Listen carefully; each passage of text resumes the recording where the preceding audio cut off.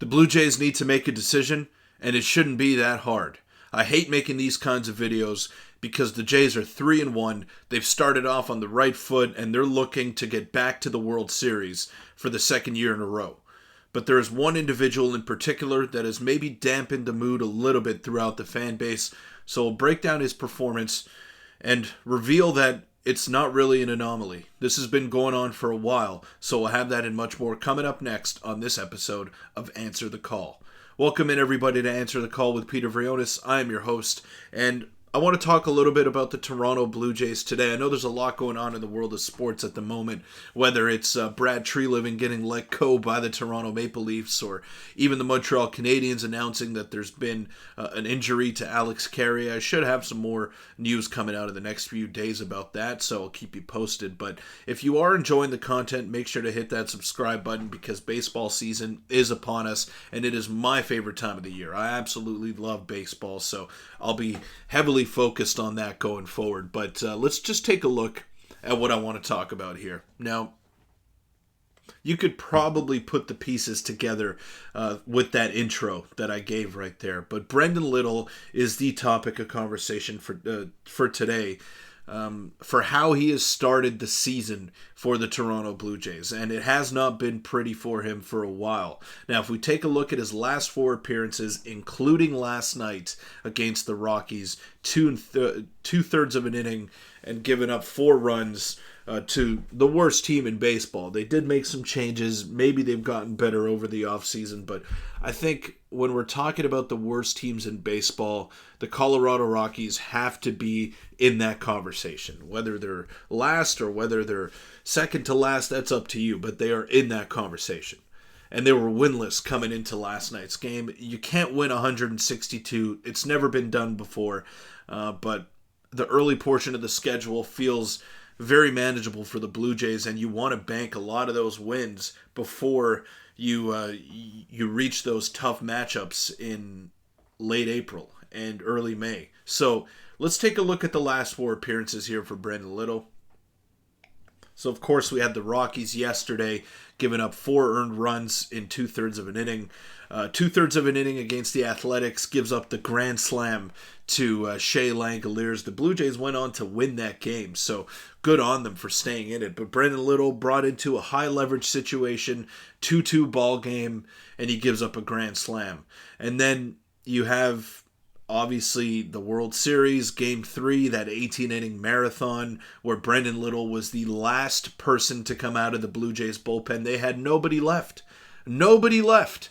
And he gives up that walk-off home run to Freeman on a pretty good pitch, but regardless, that is what happened. And then the Cal game-tying home run in Game 5 against the Mariners, and then sets up the Eugenio Suarez grand slam that he hit off of Sir Anthony Dominguez. So it has been a really rough stretch of outings for Brendon Little here, specifically those last 4 right there.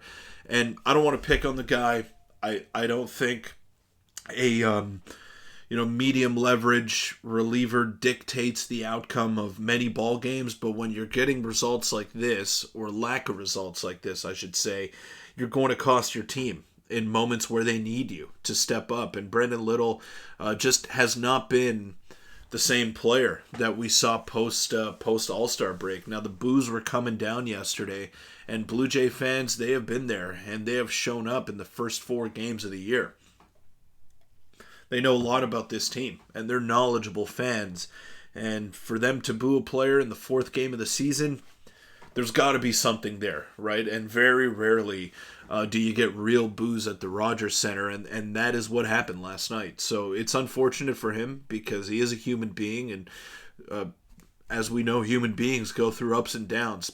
But this is a cutthroat profession, and if you are not delivering results, you cannot be a part of the solution. You cannot be a part of the solution. So I mentioned that he's been struggling for a while, and those numbers are probably even worse now after yesterday's outing against the Colorado Rockies. So he has a 6.59 ERA and a 1.81 WHIP since the 2025 All-Star game. That's a pretty large sample size and a lot of appearances for Little where he has struggled.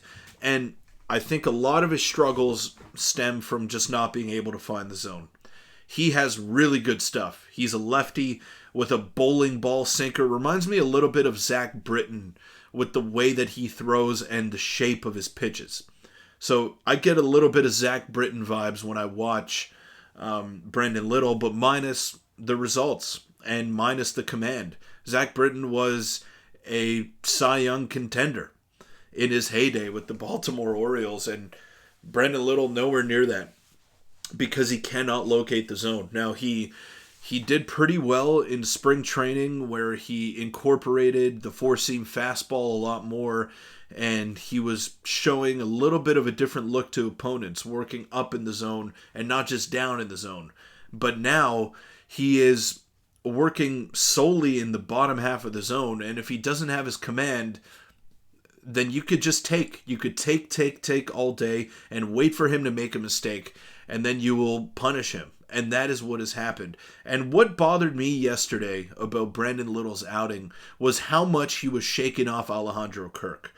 Now, normally, I would like to trust a pitcher in that instance, but when you have a catcher as good as Kirk is at calling a game and at framing pitches and stealing strikes, you do not shake him off. Especially if you are struggling the way that Brendon Little has here as of late. So the fact that he was shaking him off as much as he was, that proves to me that he's in between. He doesn't have a clue what's going on at the moment, and he needs a full-on reset. He can no longer be put into Major League Baseball games and be expected to get results. Now, he has an option left. You can send him down, but it might just be time to cut ties at this point if you're the Blue Jays. Save that extra 40-man roster spot, and it's good to have lefties, and it's good to have lefties with good stuff, but what does it do for you if they cannot find the zone? And Little hasn't found the zone in a while now. I mean, we could see right there with those numbers. It's not just the ERA, because you could get pretty lucky. Like, he got unlucky yesterday with that bloop double that ended up scoring 2 runs in his outing out of the 4 that he allowed. But it's the 1.81 whip that really stands out to me. That means he's walking a lot of guys. And when he's not walking them, he's making mistakes and leaving pitches over the heart of the zone because he's just not in a good place right now. So I don't know what the solution is. For me, if you were to ask me, I think you got to DFA him. You got to designate him for assignment and go from there. Look externally, look internally, but whatever you do, the options can't be much worse than what Brendon Little is giving you at the moment coming out of the bullpen. I don't know, but this is where we're at. The Blue Jays have allowed 20 runs this season, and Brendon Little has been on the mound for 10 of them. That's saying a lot for a guy who is not pitching in high leverage situations. And good on Tyler Heineman yesterday for getting the Blue Jays 6 outs and saving their bullpen a little bit at least for the remainder of this series against the Colorado Rockies, where hopefully they can come out with 2 more wins.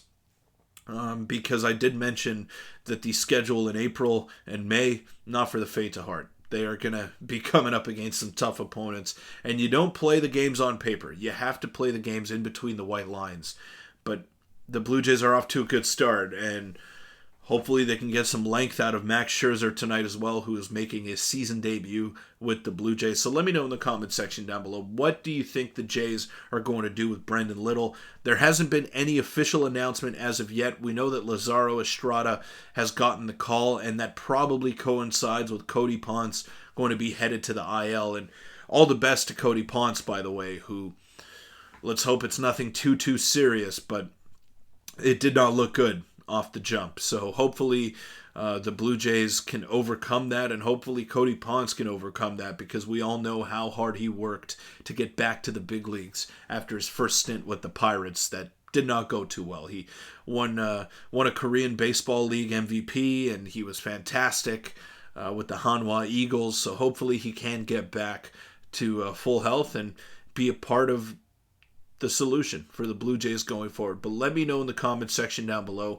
what you think the Jays are going to do with Brendon Little, and I will see you all in the next video.